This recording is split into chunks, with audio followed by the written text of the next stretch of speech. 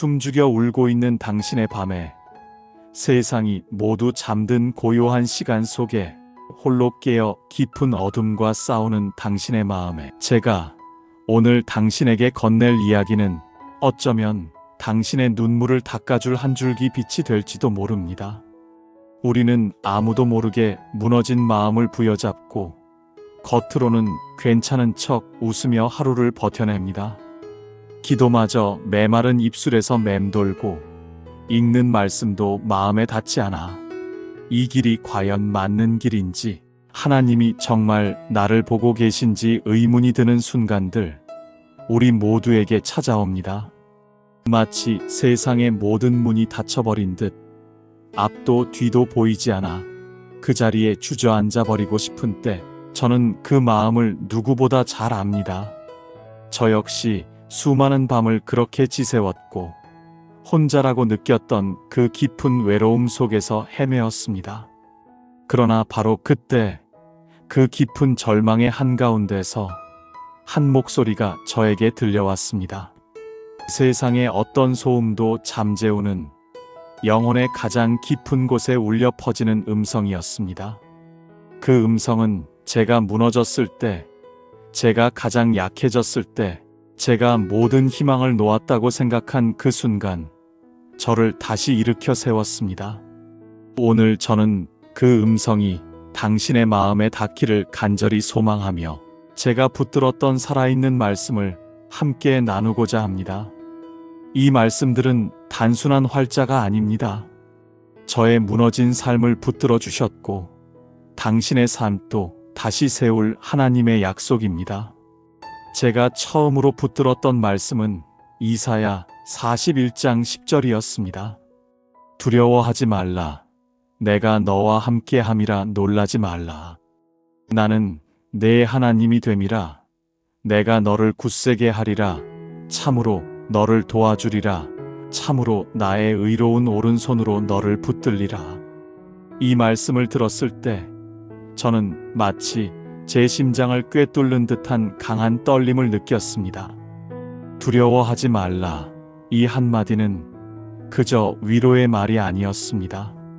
상황이 변해서가 아니라 상황 속에서도 하나님이 나와 함께 계신다는 가장 강력한 선언이었습니다.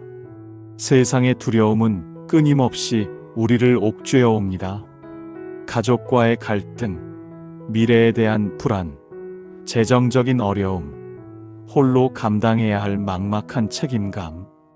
이 모든 것이 마치 거대한 파도처럼 밀려와 우리를 집어삼키려 할 때 우리는 쉽게 무너집니다. 그러나 이 말씀은 우리가 흔들릴수록 더 깊이 붙잡아야 할 것은 현실의 손잡이가 아니라 하나님의 손임을 가르쳐 주었습니다. 그분의 손은 막연한 상상 속의 손이 아니었습니다.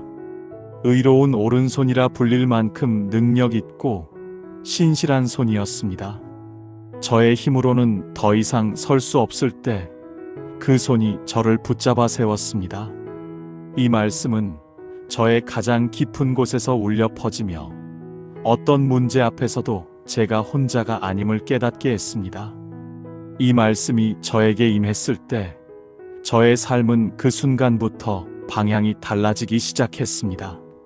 이사야 선지자가 이스라엘 백성에게 전했던 이 말씀은 수천 년이 지난 지금 바로 고통받는 당신에게도 동일하게 주어지는 하나님의 현재형 약속입니다.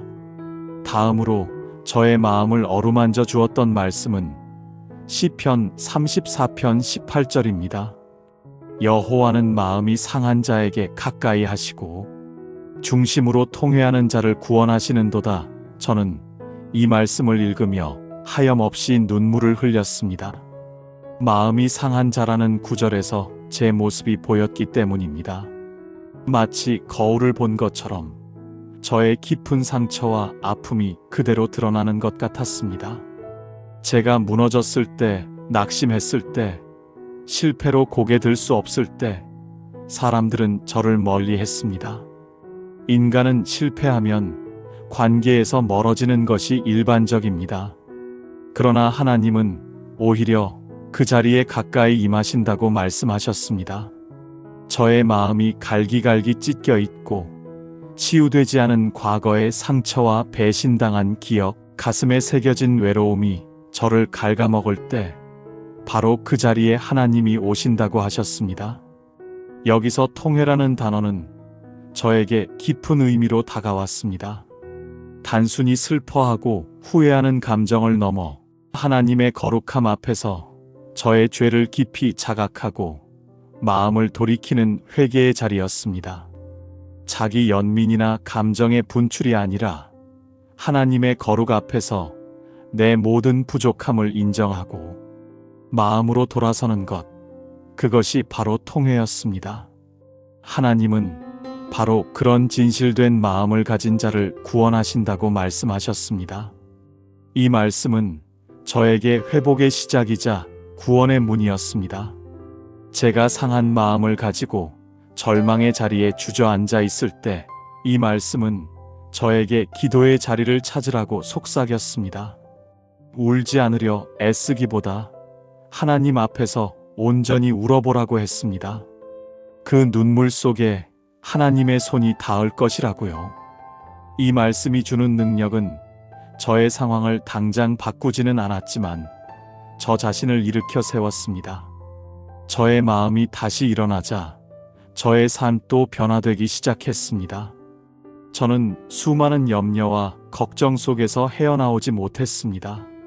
미래에 대한 불안, 사람들과의 관계에서 오는 어려움, 끊이지 않는 재정적인 문제, 사랑하는 이들의 건강까지 염려하지 않을 이유를 찾기 힘든 세상 속에서 저는 늘 불안했습니다.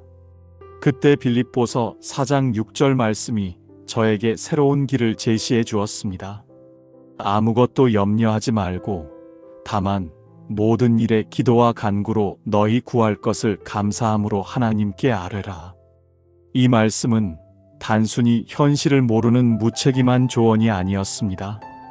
오히려 현실의 무게를 누구보다 잘 아시는 하나님께서 우리가 그 무게에 짓눌리지 않고 살아갈 수 있는 길을 직접 제시해 주신 것이었습니다. 염려는 인간이 가장 자주 빠지는 감정이며 가장 깊이 침투하는 생각의 병입니다. 그러나 하나님은 이 모든 상황 속에서 염려하지 말고 기도하라고 하셨습니다. 그리고 감사함으로 아뢰라고 하셨습니다. 저는 감사는 응답을 받고 난 뒤가 아니라 기도하는 그 순간부터 시작해야 한다는 것을 깨달았습니다. 이것은 단순한 긍정적인 생각이 아니라 하나님을 전적으로 신뢰하는 마음의 태도였습니다. 이 말씀은 저에게 3가지 중요한 영적 원칙을 가르쳐 주었습니다. 첫째, 염려하는 자리에 기도의 자리를 세우는 것. 둘째, 간구와 함께 감사하는 것. 셋째, 모든 일을 하나님께 온전히 맡기는 것. 이 원칙들은 저의 삶의 중심을 완전히 바꾸는 능력을 가지고 있었습니다. 기도는 염려를 몰아내는 유일한 통로였고 그 통로를 통해 저의 염려는 하나님께 올려지고 그 자리는 평안으로 가득 채워졌습니다. 이어서 빌립보서 4장 7절은 이렇게 말씀합니다. 그리하면 모든 지각에 뛰어난 하나님의 평강이 그리스도 예수 안에서 너희 마음과 생각을 지키시리라. 제가 기도하며 감사할 때 하나님께서 저에게 주신 것은 단순한 문제 해결책이 아니었습니다. 그것은 지각에 뛰어난 하나님의 평강이었습니다. 이 평강은 저의 상황이나 논리를 초월하는 것이었고 예수님 안에서 저를 지켜주는 실제적인 능력이었습니다. 쉽게 말해 이해할 수 없을 만큼 안정된 마음과 흔들리지 않는 중심을 하나님이 저에게 주셨습니다. 삶은 언제나 불확실하지만 기도는 그 불확실함 속에서도 제가 믿음을 선택하게 했습니다. 하나님께 감사하며 아뢰는 그 순간 저의 시선은 현실에서 하나님께로 옮겨졌고 저의 마음은 염려에서 평강으로 옮겨갔습니다. 이것이 바로 믿는 자가 누리는 은혜였습니다. 이 말씀은 아무리 절망의 끝자락에 있어도 붙들면 방향이 바뀐다는 것을 저에게 가르쳐 주었습니다. 모든 것을 잃어버렸다고 느꼈던 순간 저는 로마서 8장 38절부터 39절 말씀을 붙들고 하염없이 눈물을 흘렸습니다. 내가 확신하노니 사망이나 생명이나 천사들이나 권세자들이나 현재 일이나 장래 일이나 능력이나 높음이나 깊음이나 다른 아무 피조물이라도 우리를 우리 주 그리스도 예수 안에 있는 하나님의 사랑에서 끊을 수 없으리라. 이 말씀은 사도 바울이 단순히 신학적인 지식을 전달한 것이 아니었습니다. 그는 매를 맞고 감옥에 갇히고 배신당하고 버림받는 그 모든 고통 속에서도 하나님이 자신을 떠나지 않으셨다는 실제적인 경험에서 이 고백을 쏟아낸 것이었습니다. 사망이나 생명은 인간의 시작과 끝을 의미합니다. 현재 일이나 장래 일은 우리의 불안과 염려를 포함합니다. 권세자들이나 능력은 세상의 억압과 영적인 공격을 상징합니다. 그리고 높음이나 깊음은 인간이 상상할 수 있는 모든 차원의 위협을 의미합니다. 이 모든 것을 끌어와 말한 이유는 단 하나였습니다. 아무리 거대한 절망과 두려움이 다가와도 예수님 안에 있는 하나님의 사랑은 그 어떤 것도 우리로부터 빼앗아 갈 수 없다는 것이었습니다. 저의 삶이 어떤 상태에 있든 이 말씀을 붙드는 그 순간 하나님의 사랑은 저의 곁에 이미 임해 있었습니다. 저는 때때로 하나님의 사랑을 느끼지 못할 때 그것이 없는 줄로 착각했습니다. 그러나 하나님의 사랑은 감정이 아니라 약속이었습니다.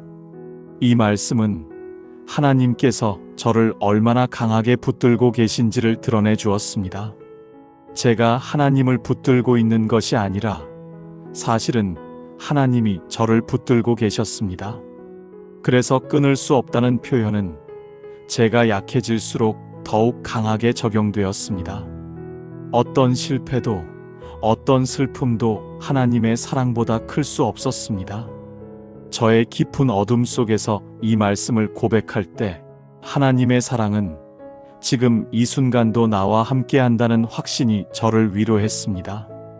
하나님의 사랑은 조건을 넘어서고 저의 과거를 덮고 저의 미래를 밝히며 저의 현재의 상처에 기름 부으시는 살아있는 사랑이었습니다. 저는 이 사랑을 매일 새롭게 경험해야 한다는 것을 깨달았습니다. 이 말씀을 마음 한가운데 심을 때, 흔들릴 때마다, 낙심할 때마다 이 말씀을 소리내어 선포했습니다. 하나님의 사랑은 결코 변하지 않는 실제였습니다. 저는 종종 너무 늦어버렸다고 느꼈습니다. 나이도 들었고 기회도 지나갔으며 이미 엎질러진 물 같아 다시는 회복될 수 없을 것 같았습니다. 스스로에게 이제는 끝이야 라고 속삭이며 희망을 접고 삶의 열정을 내려놓았습니다. 그러나 하나님께는 너무 늦은 때란 없다는 것을 예레미야 29장 11절 말씀을 통해 알게 되었습니다. 여호와의 말씀이니라 너희를 향한 나의 생각을 내가 아나니 평안이요 재앙이 아니니라 너희에게 미래와 희망을 주는 것이니라. 이 말씀은 바벨론 포로로 끌려가 나라를 잃고 성전이 무너지고 삶의 기반이 완전히 사라진 이스라엘 백성에게 주어진 것이었습니다. 누가 봐도 소망이라곤 찾아볼 수 없는 상황 속에서 하나님은 나는 여전히 너희를 위한 계획이 있다고 말씀하셨습니다. 이 말씀은 단지 먼 훗날의 이야기가 아니라 지금 이 순간 저의 삶에도 똑같이 적용되는 살아있는 선언이었습니다.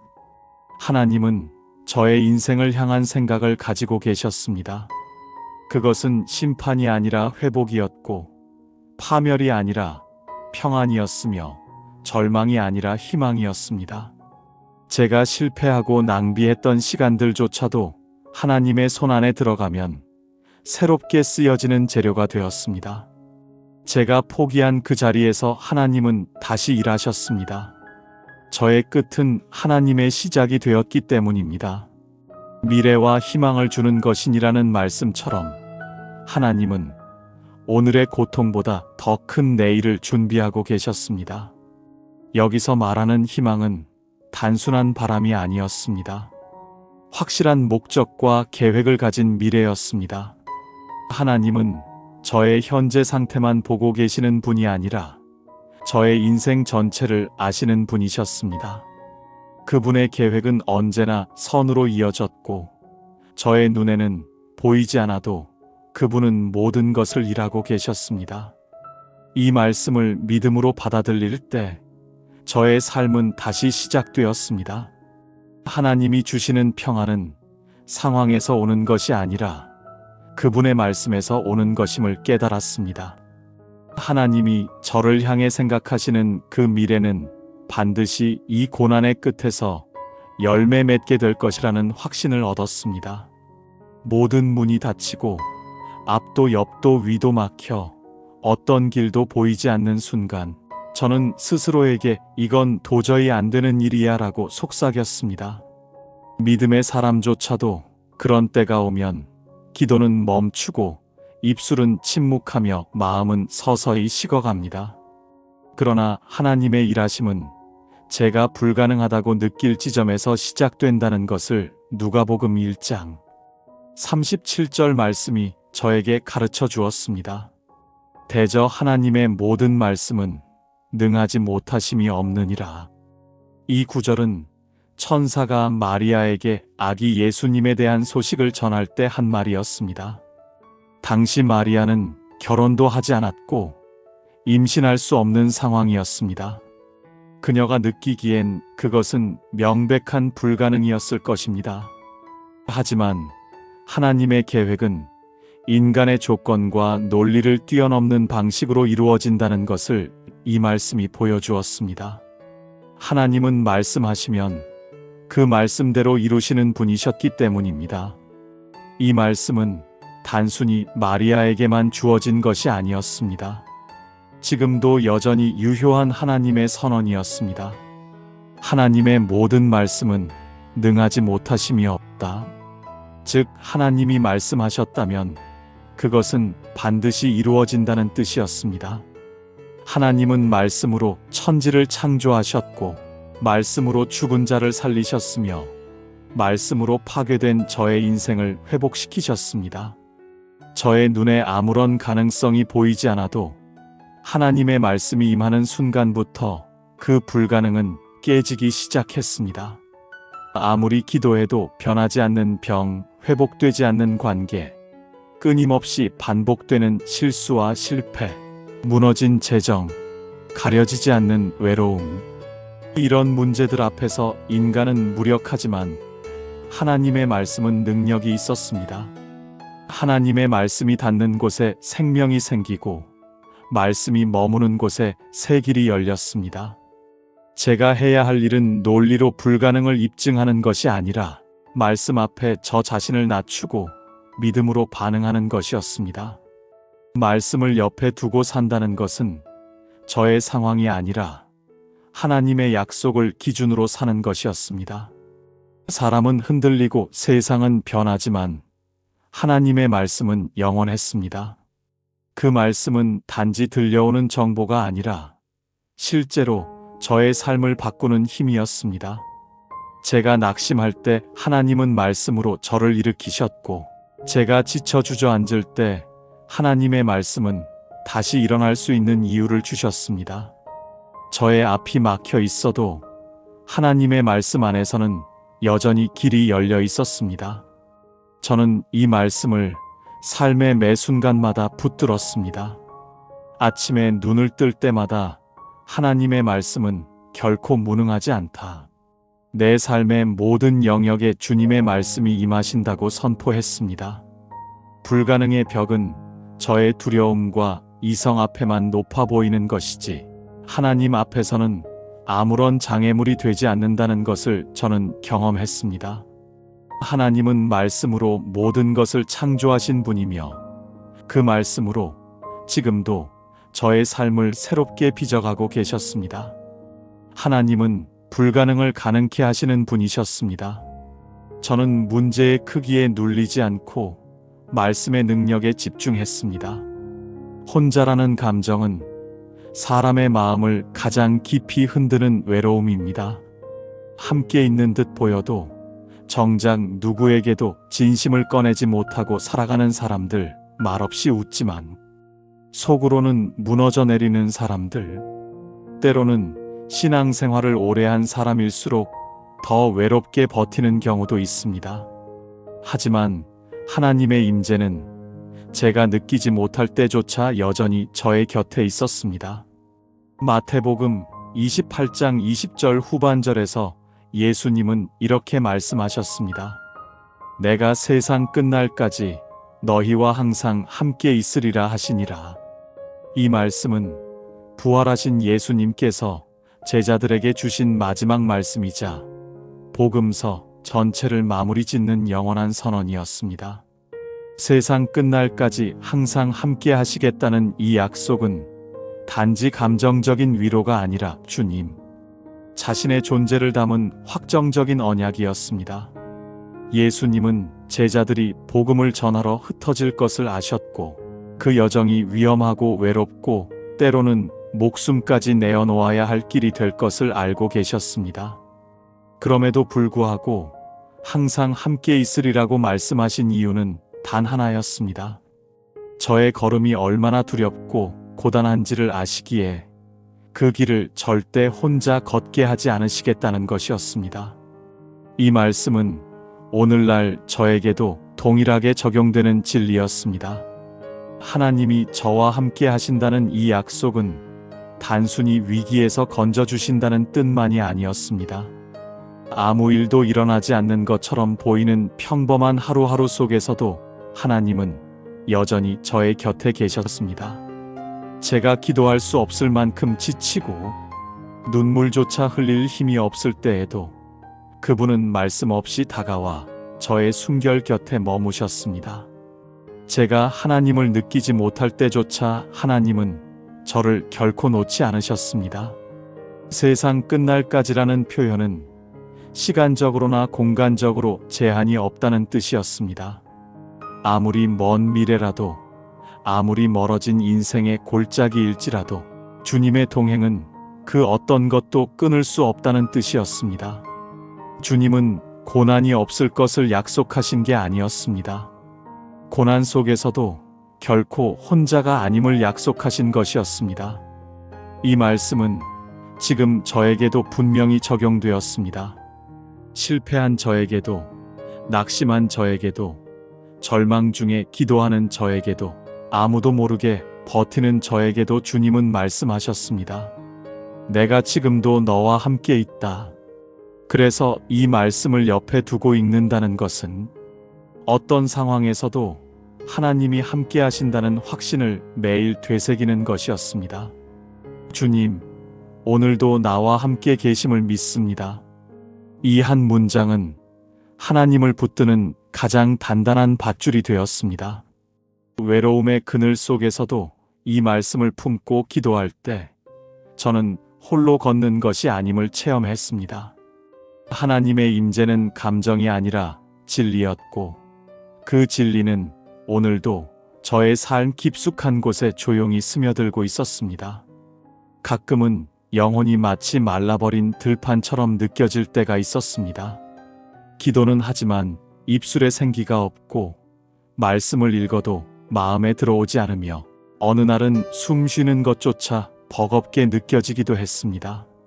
내면이 무너져 내리는 그 순간 저는 더 이상 무엇을 할 힘조차 남아있지 않다고 느꼈습니다. 그러나 하나님은 바로 그런 지친 심령에게 가장 먼저 손을 내미신다는 것을 이사야 40장 31절 말씀이 저에게 알려주었습니다.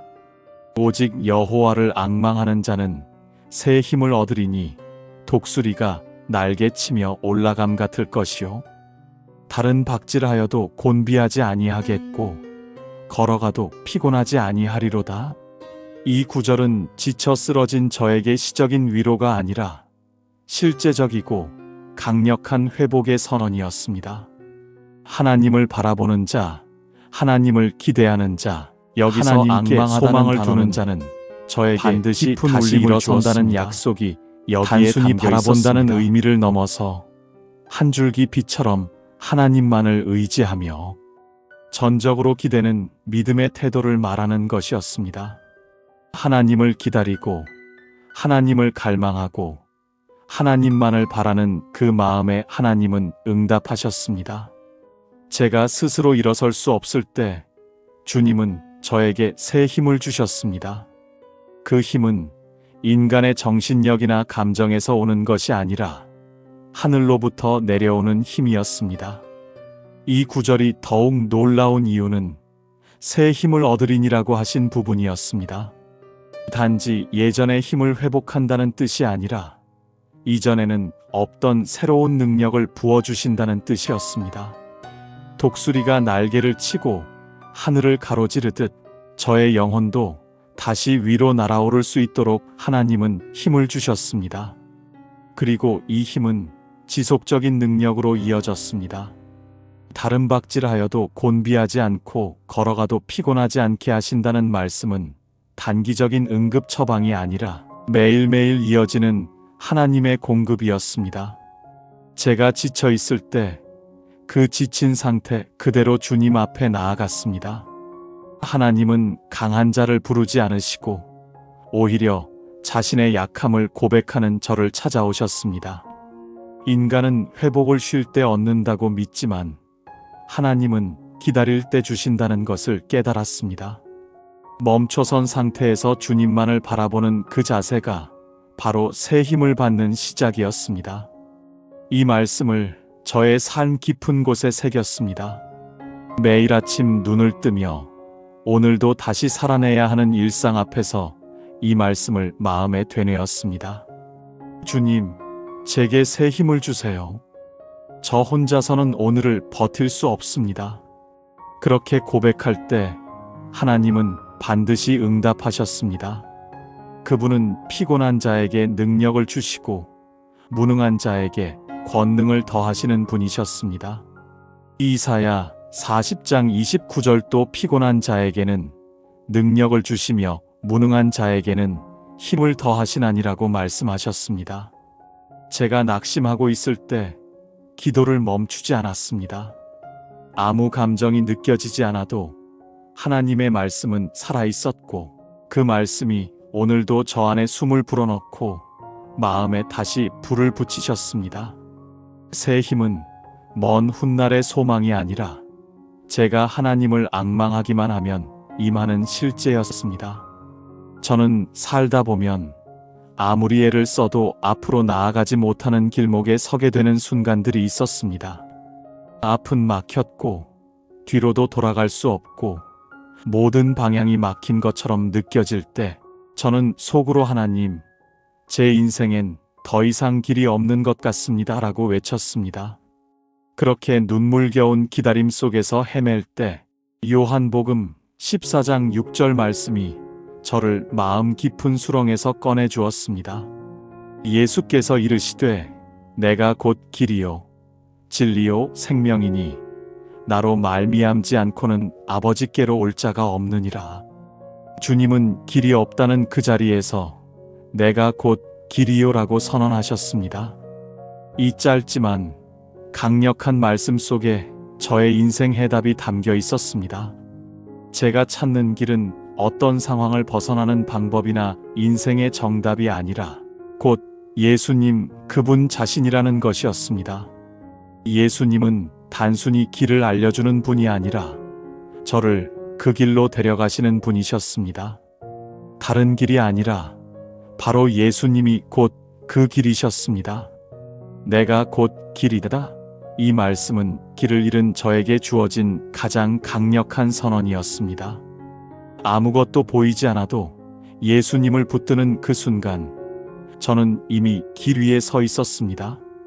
제가 느끼기엔 제자리 걸음 같고 때로는 후퇴하는 것처럼 보여도 예수님 안에 있다면 하나님의 방향 안에 있는 것이었습니다.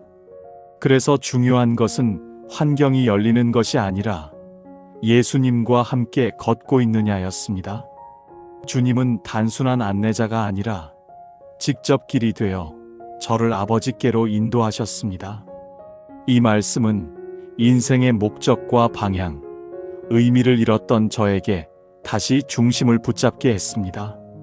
진리와 생명은 세상에 있는 것이 아니라 예수님 안에 있으며 그분과 동행하는 순간부터 저의 삶은 하나님의 뜻 안에서 움직이게 되었습니다. 때로는 제가 원하는 길로 가지 않더라도 예수님이 함께 하신다면 그것은 틀린 길이 아니라 하나님의 길이었습니다. 저는 삶의 모든 순간에 예수님의 말씀을 기준으로 삼고 그 말씀에 기대어 걸어가는 것을 배웠습니다.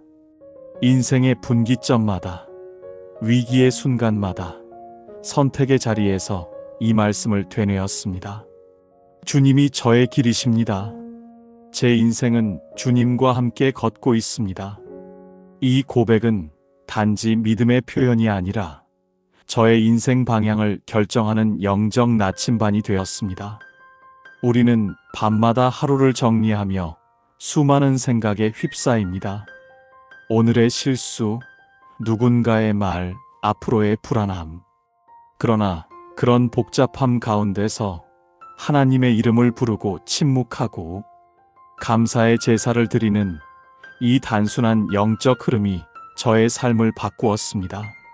말없이 감사하고 형편이 아닌 믿음으로 고백하는 그 태도는 하나님이 일하시게 하는 문을 여는 열쇠가 되었습니다. 그렇게 한밤의 감사가 저의 삶 전체를 회복시키는 능력으로 나타났습니다. 감사는 상황을 바꾸지 않지만 저의 마음의 무게를 바꾸었습니다. 믿음으로 드린 감사는 고요한 밤의 어둠 속에서 저의 마음에 빛을 비추며 제가 견디는 밤을 이기게 만들었습니다. 그렇게 시작된 변화는 조금씩, 그러나 분명하게 저를 기쁨으로 이끌었습니다. 억지로 웃으려 애쓰는 기쁨이 아니었습니다. 소리내지 않아도 내면에서 차오르는 은밀한 기쁨, 그것이 바로 시편 4편이 말하는 은혜의 열매였습니다. 시편 4편 7절에서 다윗은 이렇게 고백합니다. 주께서 내 마음에 두신 기쁨은 그들의 곡식과 새 포도주가 풍성할 때보다 더하니이다. 이 구절은 인간의 기쁨이 어디서 오는지를 명확히 보여줍니다. 대부분의 사람들은 외적인 풍요에서 기쁨을 찾습니다. 곡식이 풍성하고 포도주가 가득하면 그것이 복이고 기쁨이라 여깁니다. 하지만 다윗은 분명하게 말합니다. 하나님께서 마음에 두신 기쁨이 그런 외적인 조건보다 훨씬 깊고 진하며 강하다는 것이었습니다. 여기서 주목해야 할 것은 주께서 마음에 두신이라는 표현입니다. 기쁨은 제가 스스로 만들어내는 것이 아니라 하나님께서 저의 마음 깊은 곳에 심어주시는 것이었습니다. 제가 아무리 기쁨을 원한다고 해도 그 마음이 쉽게 차오르지 않았습니다. 억지로 웃는 얼굴은 진짜 기쁨이 될 수 없었습니다.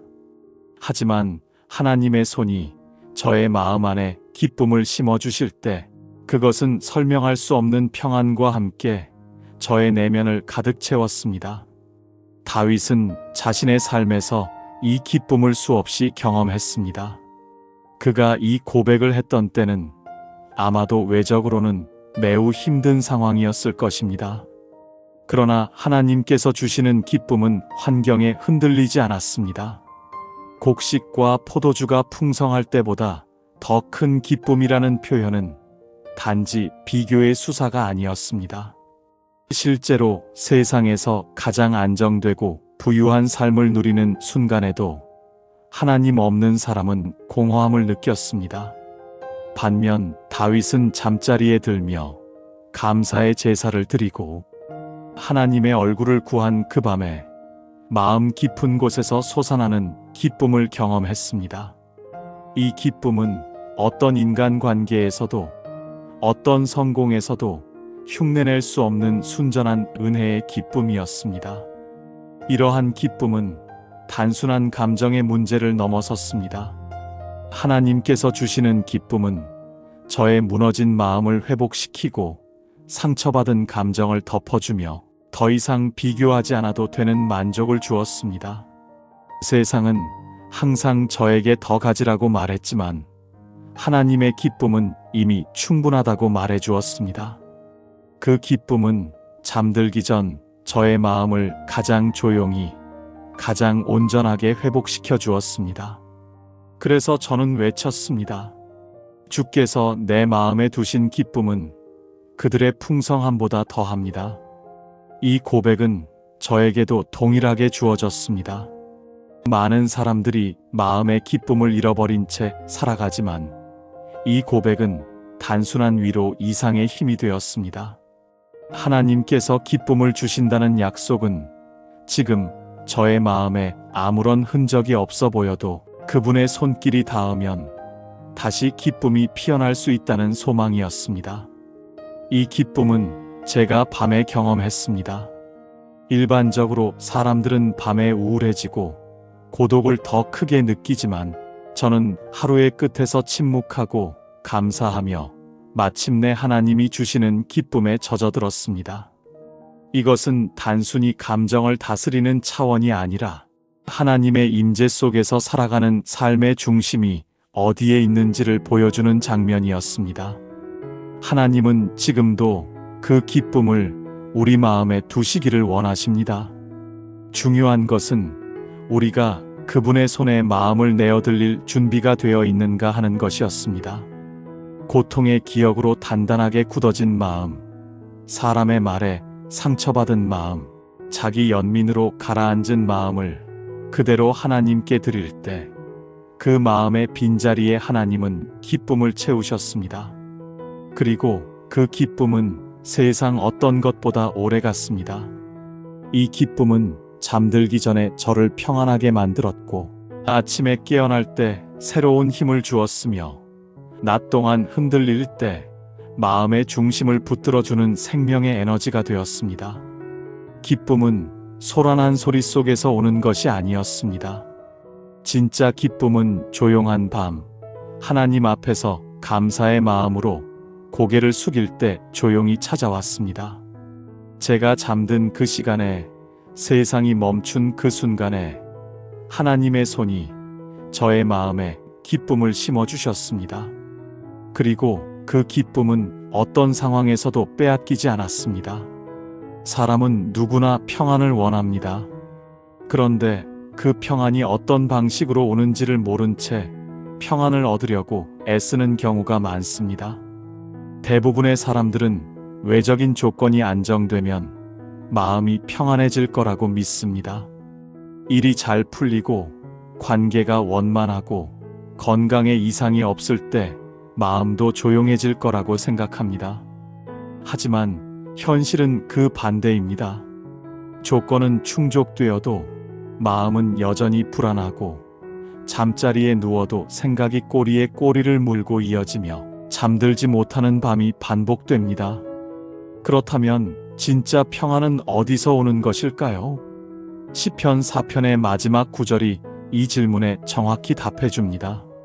시편 4편 8절에서 다윗은 이렇게 고백합니다. 내가 평안히 눕고 자기도 하리니 나를 안전히 살게 하시는 이는 오직 여호와이시니이다. 이 말씀은 단순히 취침 전의 고백이 아니었습니다.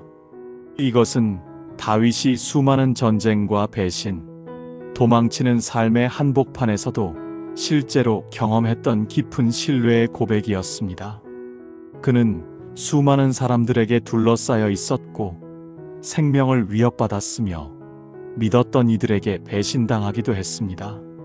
그런 다윗이 아무 걱정 없이 평안히 눕고 자기도 할인이라고 말할 수 있었던 이유는 상황이 좋아서가 아니었습니다. 오직 여호와께서 안전히 살게 하신다는 분명한 믿음이 있었기 때문입니다. 다윗은 오늘 우리가 원하는 바로 그 평안을 경험한 사람이었습니다. 그가 말하는 평안은 단지 마음이 편안한 상태를 넘어서 하나님께 전적으로 맡긴 자가 누리는 영적 쉼의 상태였습니다.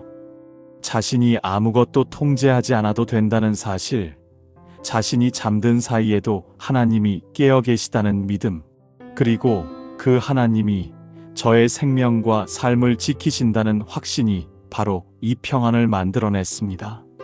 세상의 평안은 상황이 달라지면 깨지지만 하나님이 주시는 평안은 상황과 상관없이 지속되었습니다. 왜냐하면 그것은 저의 안에서 솟아나는 감정이 아니라 하나님께서 주시는 상태였기 때문입니다. 내가 평안히 눕고 자기도 하리니라는 구절은 단지 눕는 행위를 의미하지 않습니다. 그 안에는 두 가지의 뜻이 동시에 담겨 있었습니다. 하나는 물리적으로 쉬는 것이고 또 하나는 영적으로 맡기는 것이었습니다. 평안히 눕는다는 것은 하루 동안의 모든 일과 생각을 정리한 후 하나님께 그날을 온전히 맡기는 태도였습니다. 그리고 그 다음 자기도 하리니는 그 맡김 안에서 마음이 완전히 잠잠해졌다는 뜻이었습니다. 불안한 사람은 눕고도 자지 못합니다. 그러나 하나님께 인생을 맡긴 사람은 그 어떤 불확실성 속에서도 깊이 잠들 수 있습니다. 이 고백은 하루가 끝나는 자리에서 드리는 가장 강력한 믿음의 선포였습니다. 제가 이 평안에 도달할 수 있었던 첫걸음은 신뢰였습니다. 하나님이 저를 지키신다는 사실을 진심으로 믿는 것이었습니다. 그리고 그 믿음은 하루아침에 생기는 것이 아니라 밤마다 그분을 찾고 말씀 앞에서 마음을 가다듬으며 감사의 제사를 드리고 기쁨으로 충만해진 후에야 경험할 수 있는 열매였습니다. 다윗은 말씀의 구조 속에서 평안으로 걸어갔습니다. 하나님을 부르고 침묵하며 감사의 제사를 드리고 기쁨을 누린 후에야 진짜 평안에 이르렀습니다. 그 어떤 단계도 건너뛰지 않았습니다. 저의 삶에서도 마찬가지였습니다. 밤마다 하나님을 향해 마음을 기울이는 그 영적 습관이 반복될 때 비로소 저는 다윗처럼 평안히 눕고 자는 자가 될 수 있었습니다. 이 말씀을 진심으로 믿는 저는 더 이상 두려움에 휘둘리지 않았습니다. 잠든 사이에도 하나님이 저를 지키신다는 사실이 확신으로 자리 잡았기 때문에 그 평안은 외부의 어떤 위협에도 흔들리지 않았습니다. 다윗이 그토록 많은 위기 속에서도 평안한 밤을 누릴 수 있었던 이유는 자신이 강해서가 아니라 하나님이 살아계시고 지키신다는 사실을 믿었기 때문이었습니다. 그리고 그는 그 믿음을 단 한순간도 놓지 않았습니다. 그 사람의 평안은 흔들리는 감정에 의지하기 쉽지만 하나님의 평안은 말씀에 근거했습니다. 말씀은 흔들리지 않기 때문에 그 말씀에 기대어 누리는 평안도 흔들리지 않았습니다.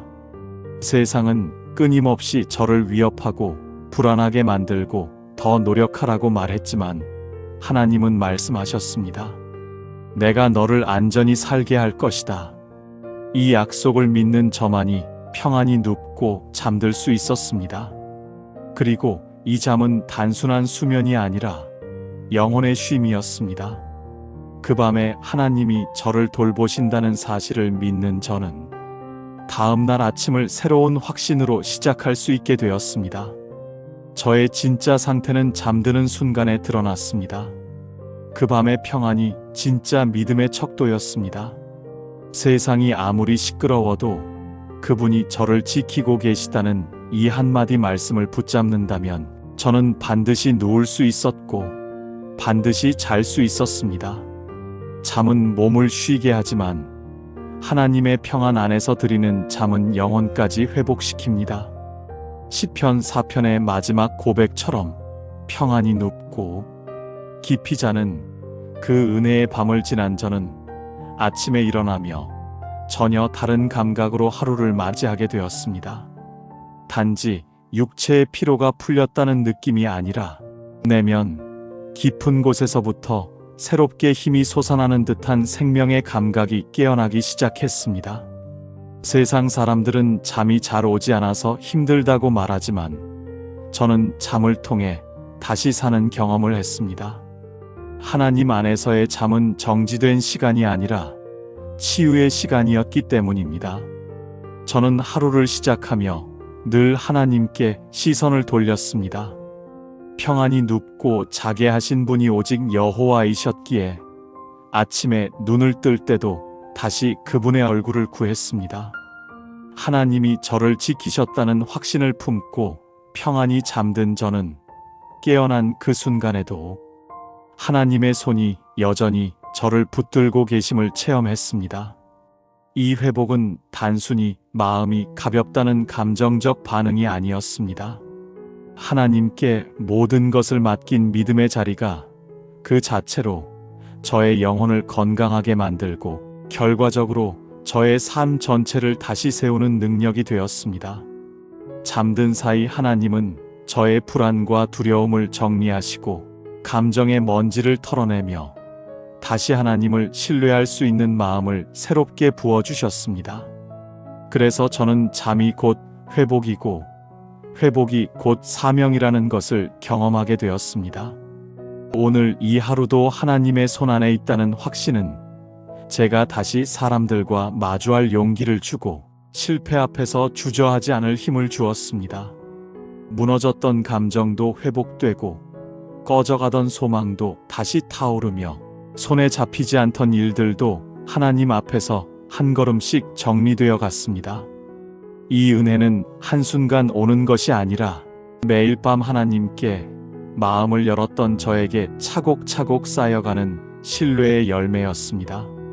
세상은 결과만을 보지만 하나님은 그 과정에서 제가 그분을 얼마나 의지했는지를 보셨습니다. 그리고 그 신뢰는 결코 헛되지 않고 매일의 삶에서 구체적인 회복으로 나타났습니다. 하나님의 회복은 늘 은밀하게 시작되었습니다. 큰 소리로 선언하지 않아도 누군가에게 자랑하지 않아도 하나님의 손길은 조용히 그리고 정밀하게 저의 내면을 만지셨습니다. 어제는 눈물로 잠들었더라도 오늘은 새로운 힘으로 눈을 뜨게 하셨습니다. 그 밤의 기도가 실제로 삶을 바꾸었습니다. 한밤의 묵상과 감사, 기쁨과 평안이 쌓이자 아침에 저의 얼굴빛이 달라졌습니다. 초조함이 사라지고 조급함 대신 기다림의 마음이 자리 잡았으며 제 뜻대로 되지 않아도 괜찮다는 담대한 여유가 생겨났습니다. 다윗이 바로 그 은혜를 경험했습니다. 도망자의 밤, 외로운 동굴의 밤, 배신당한 밤, 원수의 위협 속에 둘러싸인 밤 속에서도 그는 하나님을 찾았고 결국 그 새벽마다 다시 일어났습니다. 시편 곳곳에서 그는 밤의 기도로 지치지 않았고 아침의 회복으로 침묵하지 않았습니다. 그 믿음의 순환은 하나님의 은혜를 전적으로 신뢰하는 사람에게만 주어지는 특권이었습니다. 하나님을 붙드는 밤은 반드시 회복으로 이어지는 아침으로 마무리되었습니다. 이 회복은 곧 방향을 회복하는 것이기도 했습니다. 평안히 잠든 저는 저의 길을 분별하는 지혜를 얻게 되었습니다. 흔들리지 않고 중심을 지키며 오늘 하루를 어떻게 살아야 할지에 대해 분명한 기준을 얻게 되었습니다. 하나님은 자는 동안 저에게 꿈을 주시기도 하고 말씀을 되새기게 하시며 얽혀있던 감정들을 정리해 주셨습니다. 그렇게 내면의 혼란이 정돈되자 저는 비로소 외부의 일들을 주의 뜻 안에서 바라볼 수 있는 여유를 갖게 되었습니다. 이 아침의 회복은 거창한 변화를 일으키지 않아도 되었습니다. 그저 저의 마음 안에 평안이 있고 주님의 손이 여전히 저를 붙들고 계시다는 확신이 있다면 그것으로 충분했습니다. 바로 그 믿음이 오늘 하루를 감당하게 만들며 다시 하나님 앞에 서게 했습니다. 어제의 상처는 어제에 맡기고 오늘의 은혜를 오늘 누릴 수 있는 이 담대함은 그분의 은혜로만 가능했습니다. 밤마다 하나님을 의지하는 사람은 결국 삶 전체를 하나님께 맡기는 사람이 되었습니다. 다윗이 그랬고 시편 4편이 그것을 증거합니다. 눈을 감는 순간 평안을 누리고 눈을 뜨는 순간 회복을 누리는 삶.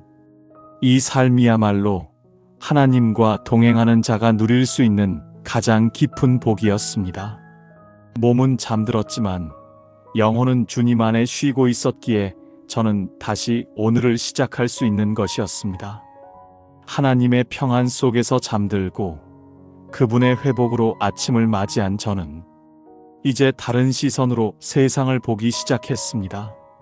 똑같은 일상, 여전히 해결되지 않은 문제들, 이전과 다르지 않은 환경 속에서도 저의 마음은 달라졌습니다. 그 마음의 변화가 곧 삶의 방향을 바꾸었고 그 중심에는 자족이 자리 잡았습니다. 시편 4편의 흐름은 바로 그 자족의 자리로 저를 이끌었습니다. 다윗은 풍요가 없는 상황에서도 마음의 기쁨을 누렸고 그 기쁨 안에서 하나님이 허락하신 현재의 자리 자체를 만족으로 여겼습니다. 시편 4편 7절을 다시 보면 다윗은 이렇게 고백했습니다. 주께서 내 마음에 두신 기쁨은 그들의 곡식과 새 포도주가 풍성할 때보다 더하니이다. 이 말씀에서 그들은 세상적으로 풍요로운 삶을 사는 사람들을 의미합니다. 곡식과 포도주가 넘친다는 것은 곧 물질과 자원이 풍성하다는 뜻입니다. 그러나 다윗은 그런 풍성함보다 하나님께서 저의 마음에 주신 기쁨이 더 크고 깊다고 고백했습니다. 이 고백은 단순히 감정의 표현이 아니었습니다. 비교의 잣대를 내려놓고 은혜의 기준으로 삶을 해석하는 믿음의 결단이었습니다. 자족은 바로 여기에서 시작되었습니다. 자족은 나에게 있는 것으로 만족하라는 말처럼 들릴 수 있지만 성경에서 말하는 자족은 단순한 체념이 아니었습니다.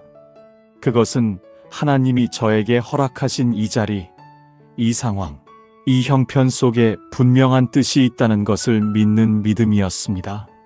하나님께서 지금 이 순간 저에게 가장 적절한 것을 주셨다는 신뢰에서 자족은 생겨났습니다. 그 믿음을 가진 저는 다른 사람의 성공이나 삶의 조건과 저 자신을 비교하지 않았습니다.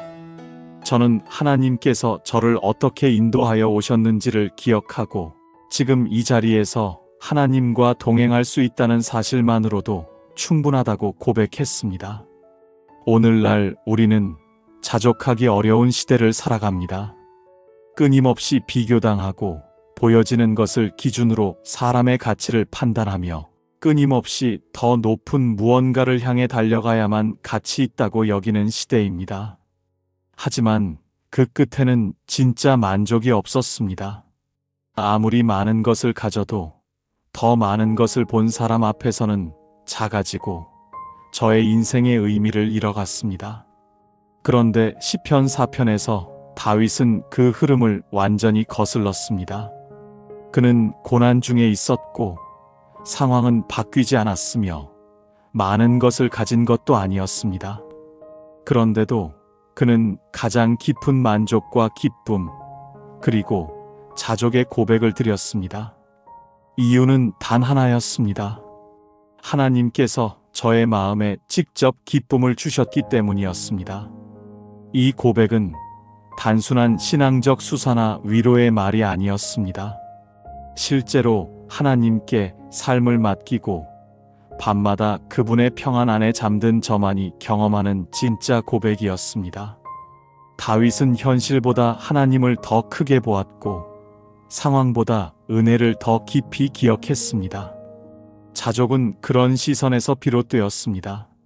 하나님이 지금 저를 외면하지 않으셨다는 확신, 제가 오늘 이만큼 살아왔다는 사실 자체가 하나님의 손길이라는 인식, 그것이 자족의 마음을 만들고 지켜주었습니다. 자족의 힘은 관계에서도 나타났습니다. 만족하지 못하는 사람은 늘 다른 사람과의 비교에서 흔들리고 인정받지 못하면 쉽게 상처받으며 남보다 뒤처졌다는 감정에 쉽게 주저앉습니다. 그러나 자족하는 사람은 남의 칭찬보다 하나님의 인정에 귀를 기울이며 남보다 앞서는 것보다 하나님 앞에서 중심을 지키는 것이 더 중요하다는 것을 알았습니다. 그래서 저의 말과 행동은 조급하지 않았고 관계에서도 여유가 있었습니다.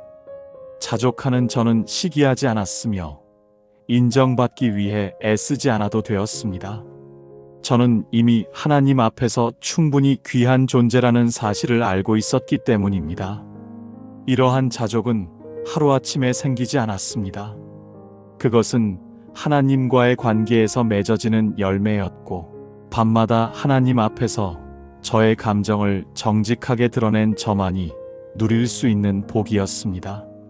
시편 4편의 다윗처럼 하나님께 기도하고 침묵하며 감사하고 기쁨을 경험하고 평안히 잠들고 회복된 새벽을 맞이한 제가 비로소 자족의 마음에 도달하게 된 것이었습니다. 그 모든 과정을 통해 저는 점점 하나님 중심의 삶으로 이끌려갔습니다. 자족은 결과가 아니라 여정을 통해 만들어지는 마음이었습니다. 자족은 또한 삶을 해석하는 능력이었습니다. 똑같은 하루라도 하나님과 동행하는 저는 그 안에서 의미를 발견하고 은혜를 기억하며 감사할 수 있는 지점을 찾았습니다. 사람의 눈에 작아 보이는 일이라도 하나님 안에서는 큰 의미가 있다는 것을 알기에 저는 작은 것에도 감동하고 흔들림 없이 저의 길을 걸어갔습니다. 자족은 결국 하나님을 신뢰하는 저의 내면에서 피어나는 가장 조용하고도 단단한 열매였습니다.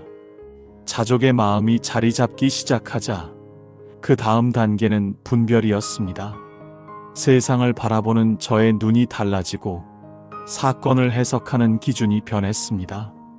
이전에는 감정이 앞섰고 상황이 흔들릴 때마다 판단도 요동쳤지만 이제는 하나님의 말씀 안에서 중심을 잡고 분별할 수 있는 힘이 생겼습니다. 다윗은 시편 4편을 통해 그 분별의 흐름을 아주 조용하면서도 정확하게 보여주었습니다. 그는 자신의 감정에 치우치지 않았고 세상의 말에 휘둘리지 않았으며 하나님 앞에서 내면을 정돈한 후에야 분명한 결정을 내릴 수 있었습니다. 분별은 하루아침에 오는 직관이 아니라 하나님 앞에서 정직하게 마음을 다듬은 사람에게만 주어지는 선물이었습니다. 시편 4편 2절의 말씀은 분별의 지점으로 이끄는 첫 번째 열쇠였습니다. 인생들아, 어느 때까지 나의 영광을 바꾸어 욕되게 하며 헛된 일을 좋아하고 거짓을 구하려는가? 이 구절은 겉으로는 사람을 향한 탄식 같지만 사실은 하나님의 시선으로 세상의 가치와 흐름을 바라본 통찰이었습니다. 다윗은 이 말씀을 통해 진짜와 가짜를 분별했습니다. 사람들은 외적인 화려함과 눈에 보이는 성취를 영광으로 여기며 그것을 얻기 위해 거짓과 헛된 일도 마다하지 않습니다. 그러나 다윗은 분명히 알고 있었습니다. 그 모든 것들이 결국 하나님 앞에서는 욕됨이 될 뿐이라는 것을 말입니다. 이 분별은 단순한 윤리적 판단이 아니었습니다.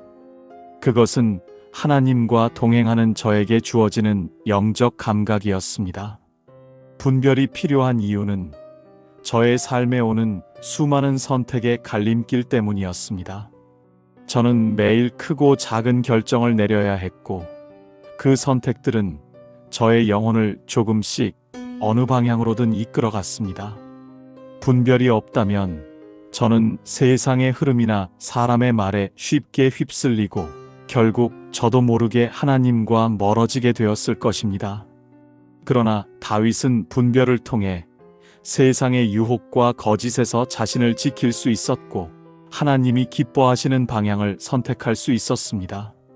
이 분별은 기도의 자리에서, 말씀의 자리에서, 감사와 자족의 자리에서 조용히 자라났습니다. 하나님 앞에서 저의 마음이 평온해졌을 때 비로소 어떤 길이 주님의 길인지 보이기 시작했습니다. 또한 시편 4편 4절에서 다윗은 말합니다. 너희는 떨며 범죄하지 말지어다 자리에 누워 심중에 말하고 잠잠할지어다. 이 말씀은 감정에 휘둘리지 말고 조용히 내면의 진실한 음성을 하나님 앞에서 분별하라는 의미였습니다. 다윗은 흔들리는 감정 속에서도 침묵을 지켰고 침묵 속에서 하나님의 뜻을 찾았습니다. 분별은 이런 고요함 속에서 자라났습니다. 하나님 앞에서 조용히 말씀을 묵상하며 저의 감정이 어디에서 비롯된 것인지, 지금 이 선택이 누구를 위한 것인지, 무엇을 우선해야 하는지를 스스로에게 묻는 시간을 가질 때 저는 점점 분별의 눈을 얻게 되었습니다. 분별은 단지 옳고 그름을 판단하는 능력이 아니라 하나님이 기뻐하시는 것을 선택하는 능력이었습니다. 세상은 효율을 중심으로 판단하지만 하나님은 성실과 진실을 중심으로 보셨습니다. 분별이 없는 삶은 빠르지만 끝이 허무했습니다. 반대로 분별이 있는 삶은 느릴 수 있지만 그 끝에는 반드시 하나님이 함께 하셨습니다. 다윗은 평안을 얻은 후에도 그 평안을 지키기 위해 늘 분별의 자리로 돌아갔습니다. 그리고 그 분별은 그를 흔들리지 않게 붙들어주는 토대가 되었습니다. 오늘날 저의 삶에도 이 분별이 절실히 필요했습니다. 너무 많은 정보, 너무 많은 판단 기준, 너무 빠른 흐름 속에서 저도 모르게 휩쓸렸습니다. 저의 감정이 옳다고 믿고 세상의 조언이 지혜롭다고 착각하며 결국 하나님의 뜻과는 상관없는 길로 나아갔습니다. 그러나 시편 4편은 말합니다. 자리에 누워 심중에 말하고 잠잠할지어다. 이 단순한 묵상의 행위가 곧 분별의 출발점이었습니다. 하나님 앞에서 진짜 저의 마음을 정직하게 드러낼 때 하나님은 저의 눈을 열어 진짜 무엇이 옳은지를 보여주셨습니다. 분별의 삶을 살아가는 저는 쉽게 흥분하지 않았습니다. 감정에 끌려가지 않았으며 조용히 말씀을 붙들고 하나님이 어디를 향하고 계신지를 살폈습니다. 저는 말보다 침묵을 선택하고 결정 전에 기도의 시간을 가졌습니다. 그런 저에게 하나님은 한 걸음 한 걸음 인도하셨습니다. 무엇이 지금 필요한지, 무엇을 내려놓아야 하는지, 누구와 함께 해야 하는지, 어떻게 기다려야 하는지를 조용히 알려주셨습니다. 이 분별의 삶은 사람의 눈에 드러나지 않지만 하나님 앞에서는 가장 큰 지혜의 길이었습니다. 하나님이 주시는 평안과 회복, 자족과 분별의 마음이 저의 안에 자라났다면 이제는 그것이 실제 삶으로 이어져야 했습니다. 그 결실이 바로 순종이었습니다. 순종은 단지 하나님이 시키신 일을 억지로 하는 것이 아니었습니다. 그것은 말씀을 통해 하나님의 마음을 깨달은 제가 자발적으로 기꺼이 따라가는 삶의 태도였습니다. 시편 4편의 구조 속에서도 다윗은 하나님의 뜻을 분별한 후 그 뜻에 삶 전체를 맞추는 선택을 합니다. 말보다 행동, 계획보다 순종이 그의 삶을 이끌었습니다. 시편 4편 전체는 기도의 구조 안에 있지만 단지 머릿속 생각이나 마음의 감정에 머물러 있지 않았습니다. 다윗은 들으라, 의지하라, 누워라, 잠잠하라, 기뻐하라, 눕고 자라는 구체적인 실천의 언어로 하나님의 뜻에 반응합니다. 이 모든 행위들은 순종의 표현이었습니다. 그는 하나님이 원하시는 것을 듣고 그 말씀 앞에서 자신의 태도를 정리하며 그대로 살아가려는 실천의 의지를 보였습니다. 이것이야말로 믿음이 삶이 되는 자리, 신앙이 실제가 되는 자리였습니다. 시편 4편 5절에서는 이렇게 말합니다. 의의 제사를 드리고 여호와를 의지할지어다. 제사를 드리는 행위는 단지 예식을 행하는 것을 넘어서 하나님의 기준에 따라 저의 삶을 드리는 헌신을 의미했습니다. 여기서 의의 제사는 형식적인 행위가 아니라 진심에서 우러나오는 순종의 결정이었습니다. 다윗은 그저 마음만 편해지는 것으로 기도를 마치지 않았습니다. 그는 회복된 마음으로 다시 삶의 중심을 바로잡고 하나님이 원하시는 삶의 기준대로 살기로 결단했습니다. 이것이 바로 순종이었습니다. 많은 이들이 기도는 하지만 삶의 방향이 바뀌지 않습니다. 마음의 고백은 열정적인데 실제 행동은 여전히 세상의 기준을 따릅니다. 순종은 감정의 동의가 아니라 삶의 변화였습니다. 다윗은 시편을 통해 우리에게 분명하게 보여줍니다. 하나님의 음성을 들었는가? 그렇다면 이제 반응하라는 것이었습니다. 그 반응이 기도고 감사고 순종이었습니다. 이 순종은 처음엔 작고 사소한 실천으로 보일 수 있지만 하나님은 그것을 가장 크게 보셨습니다. 하나님은 제가 무엇을 얼마나 성취했는지를 보시기보다 말씀 앞에 어떻게 반응했는지를 보셨습니다. 시편 4편 8절 내가 평안히 눕고 자기도 하리니 나를 안전히 살게 하시는 이는 오직 여호와이시니는 고백은 순종의 완성된 형태였습니다. 하나님이 지켜주신다는 믿음은 결국 저의 행동을 통해 증명되었습니다. 평안히 눕는다는 건 단지 침대에 눕는 것을 의미하지 않았습니다. 그것은 저의 모든 염려와 계획을 하나님께 맡기고 그분의 손길을 신뢰하며 잠드는 결정적인 순종이었습니다. 저의 마음은 여전히 불안할 수 있었고 상황은 여전히 변하지 않았을 수 있었습니다.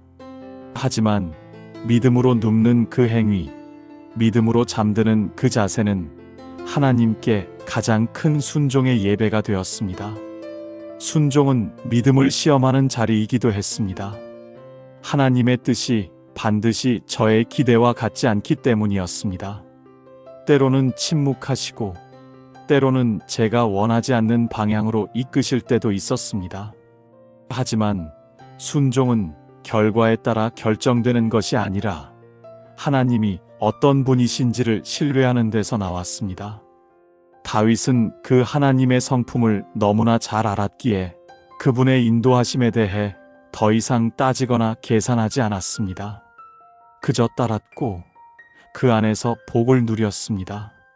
저 역시 마찬가지였습니다.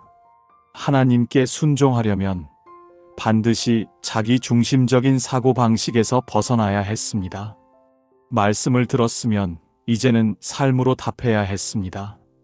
제가 누운 그 밤, 제가 침묵한 그 시간, 제가 감사한 그 고백이 이제 실제 순종으로 나타나야 비로소 믿음의 여정이 완성되었습니다.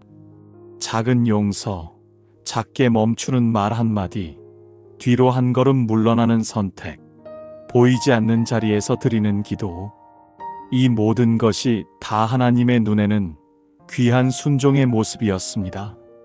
저는 하나님 앞에서 잠자기 전에 기도, 감정의 정리, 감사와 기쁨, 평안과 회복, 자족과 분별에 이르기까지 내면의 흐름을 따라왔습니다. 그리고 이제 그 모든 것을 삶으로 이끄는 마지막 고리가 바로 순종이었습니다. 그 누구에게 보이지 않아도 하나님께 드리는 작고도 분명한 반응. 그것이 결국 저의 신앙을 살아있는 믿음으로 만드는 것이었습니다. 순종은 한 번의 결단으로 끝나지 않았습니다. 그것은 매일 밤 말씀 앞에서 마음을 열고 다시 아침의 말씀에 따라 걸어나가는 반복 속에서 단단해졌습니다. 어떤 이는 잠들기 전 머릿속을 정리하려 애쓰고 또 어떤 이는 그날 있었던 억울함을 곱씹으며 깊은 밤을 보냅니다. 인간은 밤이 되면 진짜 얼굴을 드러내는 법입니다. 외로움이 커지고 불안이 고개를 들며 낮 동안 잠시 잊고 있던 상처들이 다시 마음을 두드립니다. 그러나 시편 4편을 찬찬히 따라가다 보면 그런 밤이 더 이상 두려운 시간이 아니게 됩니다. 어둠이 깊을수록 하나님의 손길이 가까이 느껴지고 세상이 잠든 시간에 저의 영혼은 오히려 살아나기 시작했습니다.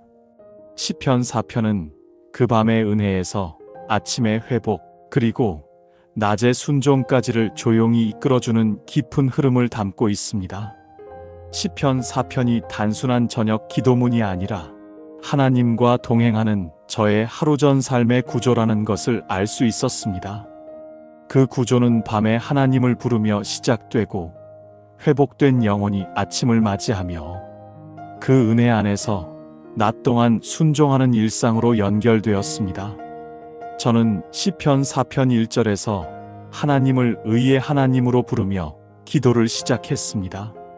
이 부름은 곤란한 상황 속에서도 하나님께서 저의 편이심을 믿는 확신에서 나왔습니다.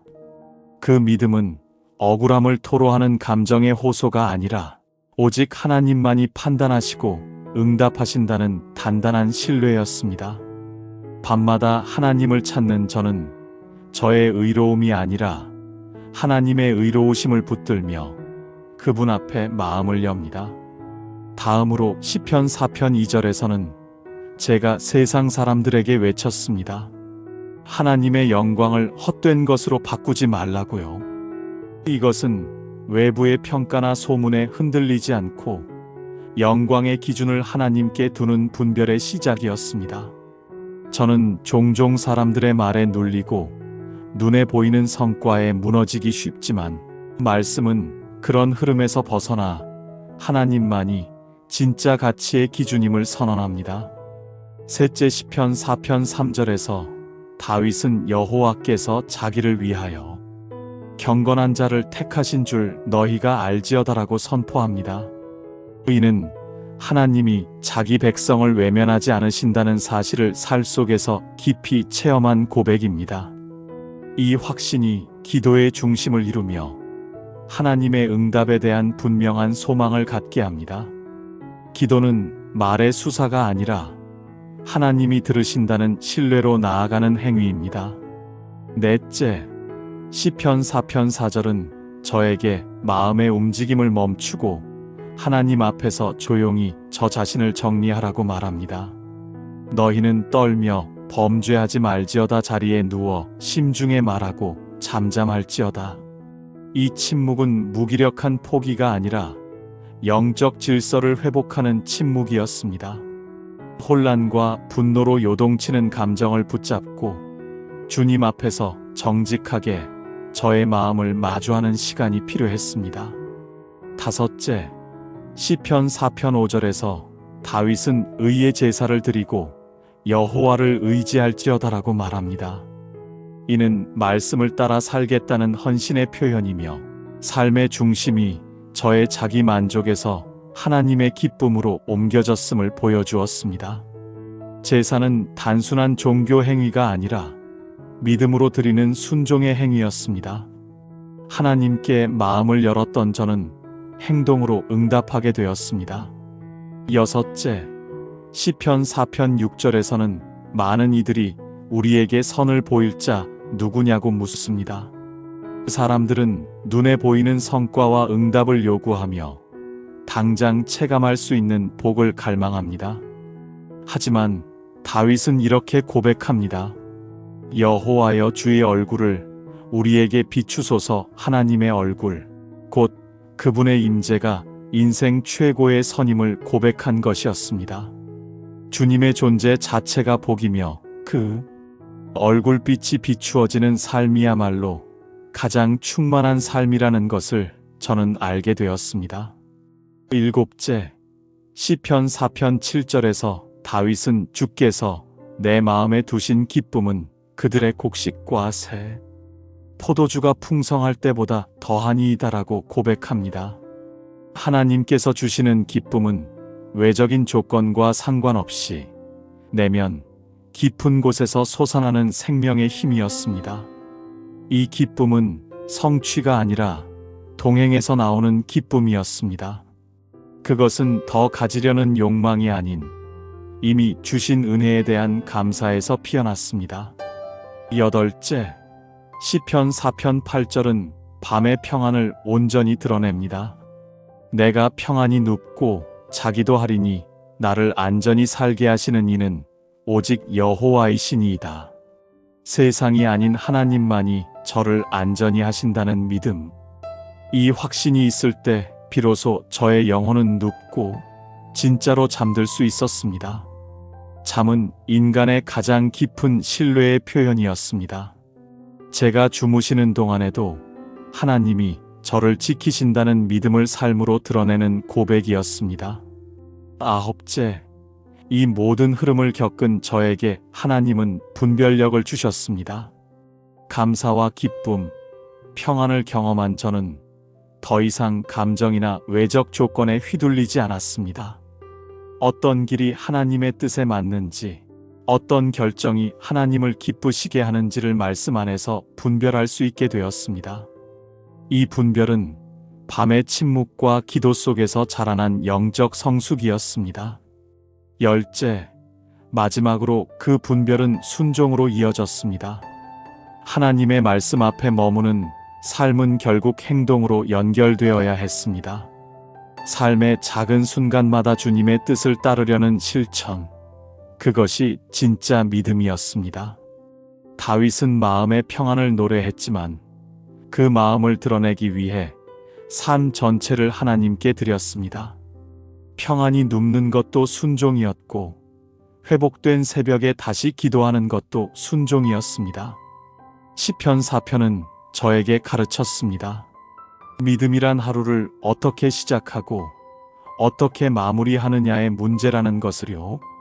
하나님을 의지하며 하루를 내려놓는 저는 밤이 두렵지 않았고 하나님을 바라보며 아침을 맞는 저는 삶이 혼란스럽지 않았습니다.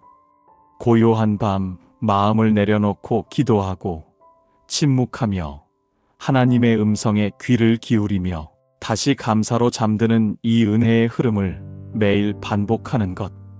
그것이 바로 말씀을 살아내는 삶이었습니다.